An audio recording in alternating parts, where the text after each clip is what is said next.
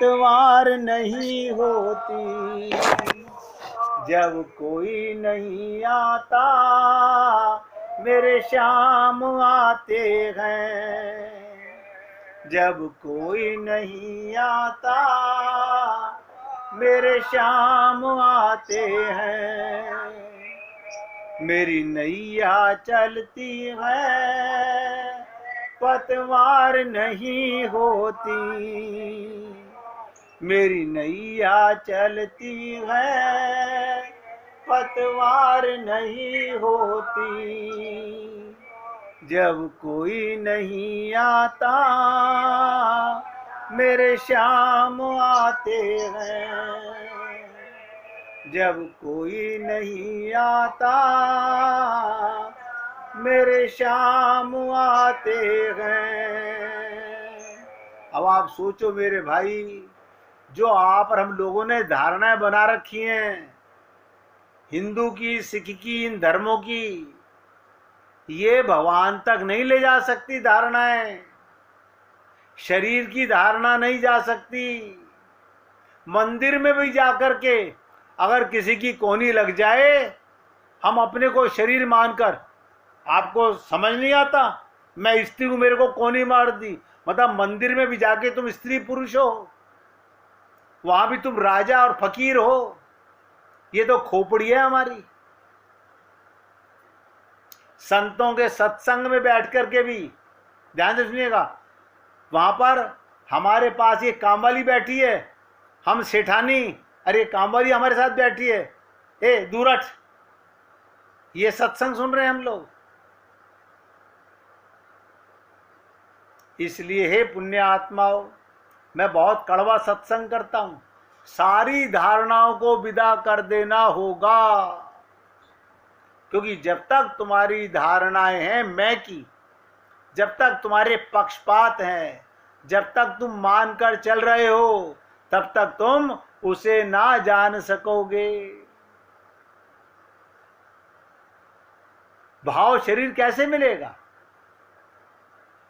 तुम्हारी मान्यता उस पर आरोपित हो जाएंगी। तुम्हारी आंख पर चश्मा लगा है हिंदू, मुसलमान, सिख, ईसाई का, तुम्हारी आंख पर चश्मा लगा हुआ है ब्राह्मण का, वैश्य का, क्षत्रिय का, शूद्र का, तुम्हारी आंख पर चश्मा लगा हुआ है मैं सुंदर हूं, मैं पैसे वाला हूं, ये बदसूरत है, ये गरीब है।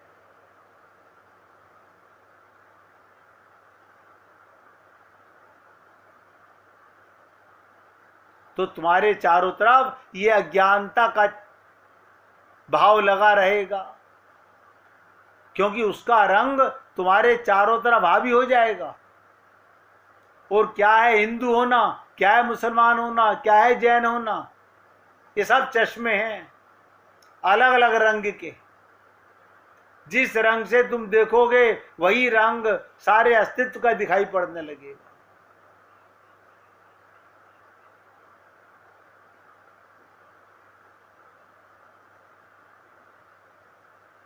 तो अधिकारी कौन? अस्तित्व को देखना हो तो चश्मे उतार देना जरूरी है। शास्त्रों के बोझ से मुक्त हो जाना जरूरी है। हम ये क्या, मुझे गीता का ज्ञान है, भागवत का ज्ञान, हमें तो एक कख का ज्ञान नहीं है। मैं तो अपने मुख से कहता हूं, हमें एक कख का ज्ञान नहीं है। नारायण की कृपा है, संतों की कृपा है, बढ़ाई आकर प्रेम का, बस।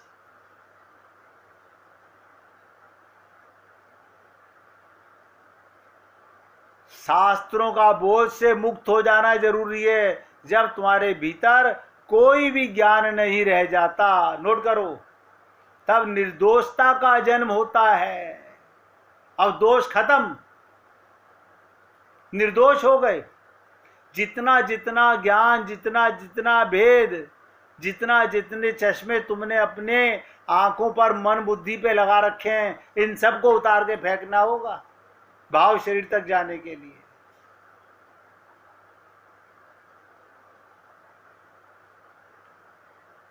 तब निर्दोषता का जन्म होता है, तब तुम्हारा चीर हरण होता है, तब तुम्हारे ही भीतर वही हृदय होता है जो तुम बच्चे की तरह लेकर आए थे। सब नोट कर लो, संत का हृदय और बच्चे के हृदय में कोई अंतर नहीं है, कोई अंतर नहीं है। छल कपट सिद्ध भरा हुआ हो वो कैसे हृदय हो सकता है और भगवान को प्रिय हो सकता है? जहां ममता मोह आसक्ति भरी हो, गंदगी भरी हो मन के अंदर, उसमें भगवान को पाना चाहते हो?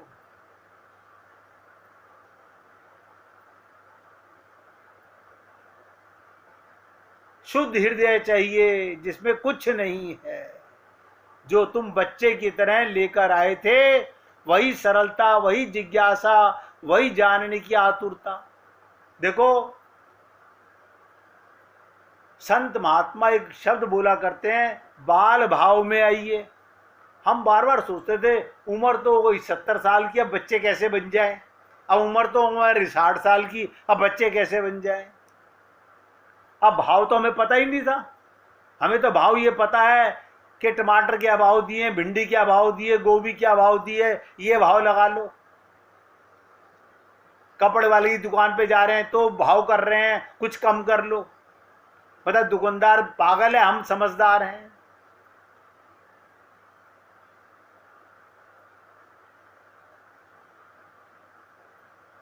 पंडित में, ध्यान से सुनो, पंडित में जानने की आतुरता नहीं होती, वो तो जाने ही बैठा है। एक मित्र ने प्रश्न पूछा, प्रमोद उनका नाम, आपको समझना इतना कठिन क्यों है? बोले, आप जब बोलते हो तो आपको समझना इतना कठिन क्यों है? मुझे समझना कठिन नहीं है, मैं तो बहुत सीधी भाषा बोल रहा हूं। लेकिन मुश्किल क्या है? जब पंडित बनकर के हम भगवान के पास जाएंगे, थाल सजा करके, हृदय दूषित, अब बाहर का थाल सजा करके पूजा का ले जा रहे हैं।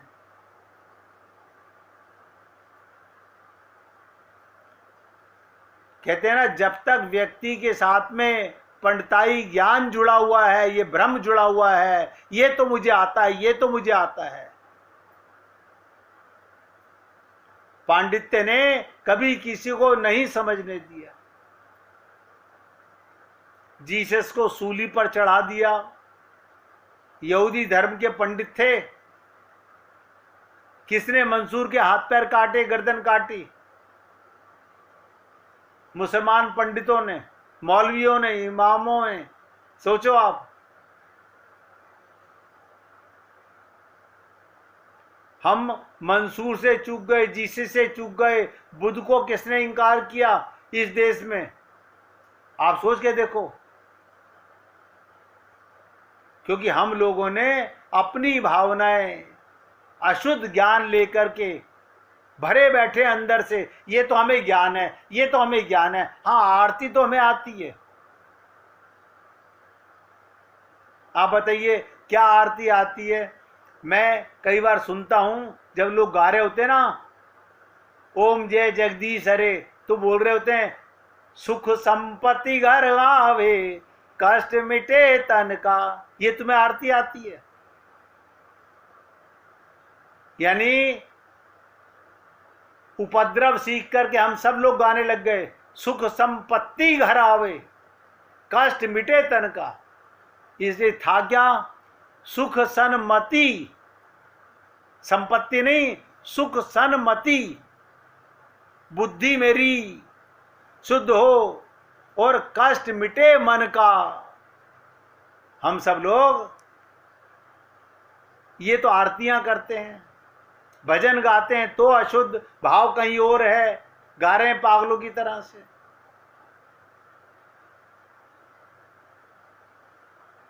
पंडिताई ज्ञान एक स्वार्थ है, बहुत गहरा स्वार्थ है, उसका ज्ञान खतरे में है। पहले उसे खाली करना पड़ेगा अपने आप को, वो अहंकार में भरा हुआ है। उसी के दम पर अहंकार में सजावट श्रृंगार करता है। तो जानना बड़ी और बात है, जानने का भ्रम और है। अज्ञान से आदमी नहीं भटकता इतना जितना जानने के कारण भटक रहा है। अगर अनपढ़ व्यक्ति किसी के पास जाएगा तो जल्दी सीख जाएगा, पढ़ा लिखा व्यक्ति को समझाना बहुत कठिन होता है।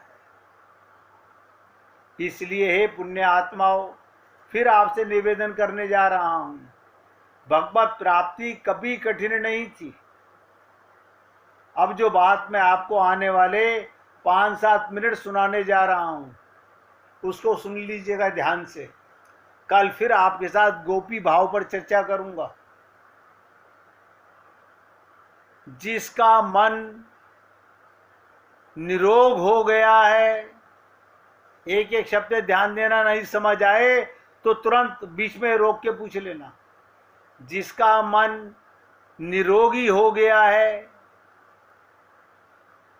अब झांक के अपने मन में तो आप देख ही सकते हो मुझे मेरे मन में रोग है कि नहीं है, छेद है कि नहीं है।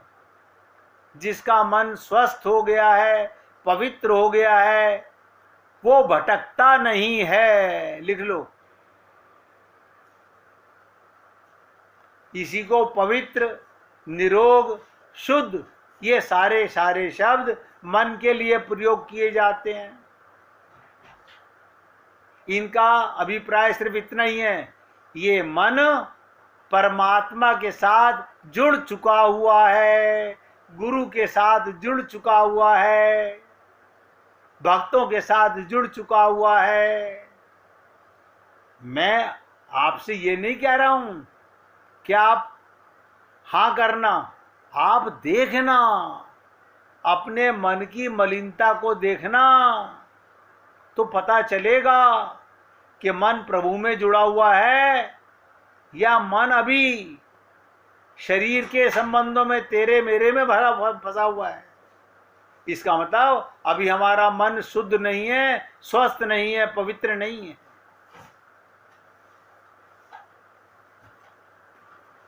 जिसका मन परमात्मा के साथ, गुरु के साथ जुड़ चुका है, इसके अतिरिक्त इस संसार में कोई दूसरा साधन दिखाई नहीं देता।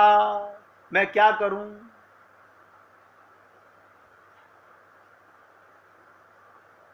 अगर इस मन को शुद्ध करना चाहते हो, पवित्र करना चाहते हो, इसे संसार से हटाना चाहते हो, एक साधन है।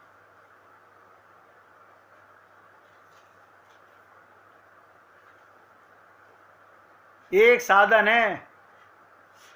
एक संत हुए बुल्ले शाह, ध्यान से सुनिएगा। एक संत हुए बुल्ले शाह, वो क्या कहते थे? ऐथो पुटना ते ऐथो लावना है। क्या कहते थे? ऐथो पुटना है ते ऐथो लावना है। जैसे चावल बोने वाले कहीं से निकालते हैं और कहीं पर बोते हैं, तो मन को क्या करना है? संसार से हटाना है, परिवार से हटाना है और गुरु और भगवान में लगाना है, बस।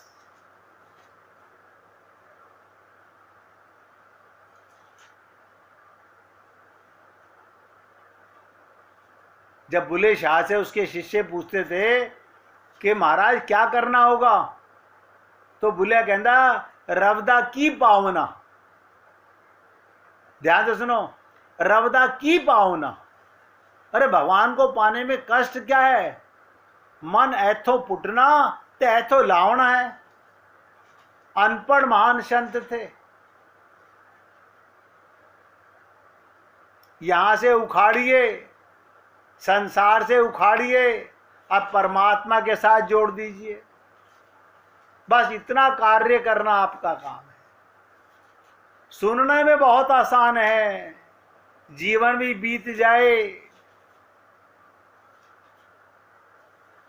जिसने मन पर विजय प्राप्त कर ली, उसने संसार जीत लिया, वो सम्राटों का सम्राट बन गया। जिसका मन पर नियंत्रण नहीं, वो दासों का दास होगा। अमीर होते हुए भी बुरा मत मानना, कंगाल होगा, बहुत सुखी आपको दिखाई देता होगा, अंदर से बहुत दुखी होगा। इनकी क्या आवाज निकलती है? अज्ञानियों की। मैं बकरे की तरह ये मैं करते रहते हैं। इसलिए में कोई मैं में कोई अंतर नहीं है। मन में और माया में कोई अंतर नहीं है, नोट करो। मन में और माया में कोई अंतर नहीं। ये सारे के सारे खेल इस खिलाड़ी मन के हैं। ये सारे खेल इस मन खिलाड़ी के हैं। अब आप सोच लीजिए, निवेदन करना इस दास का कार्य है। अगर आपको मन को शुद्ध करने का संकल्प करना चाहते हो तो कुछ नहीं करना, हटाना लगाना बार बार संसार में जाएगा, क्योंकि ये लगा हुआ है वहां पर, वहां चिपका पड़ा हुआ है। वहां से हटाना और गुरु भगवान में लगाना। इसीलिए बुल्ले शाह की मैंने बात बताई ताकि आपको याद रहे कि ऐथो पुटना तो ऐथो लावना, इधर से उखाड़िए और इधर बो दीजिए। चर्चा बहुत है, लेकिन आपका हृदय तैयार तो हो। आप भाव शरीर में आना तो चाहें, आप अपना कल्याण करना तो चाहें। अभी तो हम परिवार का कल्याण करने में लगे हुए हैं। शरीर मृत्यु की ओर जा रहा है, एक सेकंड का भरोसा नहीं है। हम परिवार का कल्याण कर रहे हैं। अपना कल्याण तो कर लो, खुद जागृत तो भगवान 24 घंटे जगा हुआ है। कुआं पानी भरने को कभी मना नहीं करता। भगवान का प्रेम किसी मुहूर्त से नहीं, किसी पंडित से नहीं पूछना। बस जब मन तुम्हारा मान जाए कि भगवत प्राप्ति करनी है, उसी पल भगवत प्राप्ति हो जाएगी। आज अपने शब्दों को यहाँ विराम दे रहा हूँ। गुड्डी जी आपको भजन सुनाना चाहती हैं, आप उनसे भजन सुनिए। सुनाओ। हरि आ जाओ, हरि आ जाओ, हरि आ जाओ, हरि आ जाओ।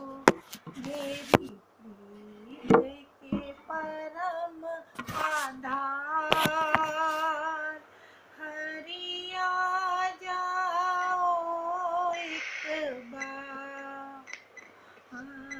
मेरी प्रीत के परम आधार, हरि आ जाओ एक बार। मेरी सुन लो करुण पुकार, प्रिय आ जाओ एक बार। प्रिय आ जाओ, प्रिय आ जाओ, प्रिय आ जाओ, प्रिय आ जाओ। मेरी विनती है बारंबार, प्रिय आ जाओ एक बार। मैंने बहुत गुनाह जीवन में किए, मैंने बहुत गुनाह जीवन में किए।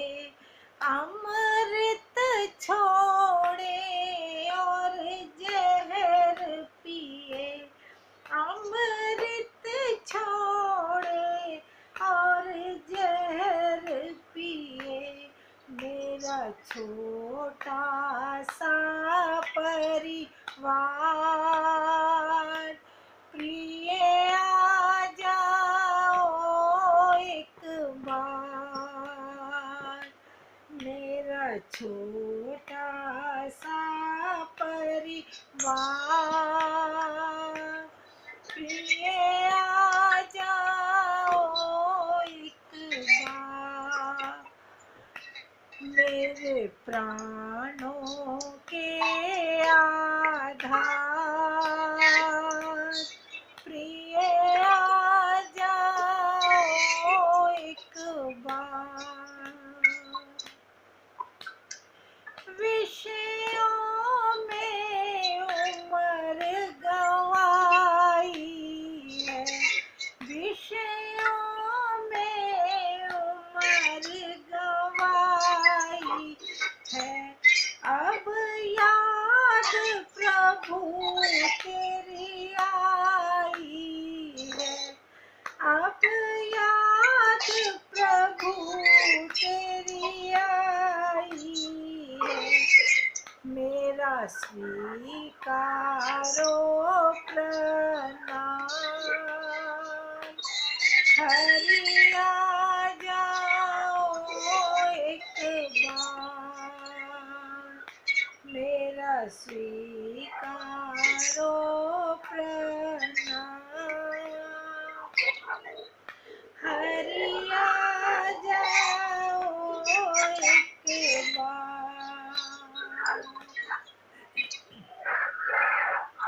तुमसे बिछड़े युग बीत गए, तुमसे बिछड़े युग बीत गए। मेरे मालिक क्या तुम रूठ गए, मेरे मालिक क्या तुम रूठ गए। मुझे चरणों में रख लो आज। प्रिय आ जाओ एक बार। मुझे चरणों में रख लो आज। प्रिय आ जाओ एक बार। मेरी सुन लो करुण पुकार। प्रिय आ जाओ एक बार। तुम मेरे हो मैं तेरी हूँ, तुम मेरे हो मैं तेरी हूँ। मैं तो जन्म जन्म से तेरी हूँ, मैं तो जन्म जन्म से तेरी हूँ। मेरी नैया लगा दो भव पार। प्रिय आ जाओ एक बार। मेरी नैया लगा दो भव पार। प्रिय आ जाओ एक बार। जब याद तुम्हारी आती है, मेरे मन को बड़ा तड़पाती है। जब याद तुम्हारी आती है, मेरे मन को बड़ा तड़पाती है। अब दो दर्शन दाता। प्रिय आ जाओ एक बार। मेरी सुन लो करुण पुकार। प्रिय आ जाओ एक बार। मेरे प्राणों के आधार। प्रिय आ जाओ एक बार। मेरे प्राणों के आधार। प्रिय आ जाओ एक बार। बोलिए वृंदावन बिहारी लाल की जय।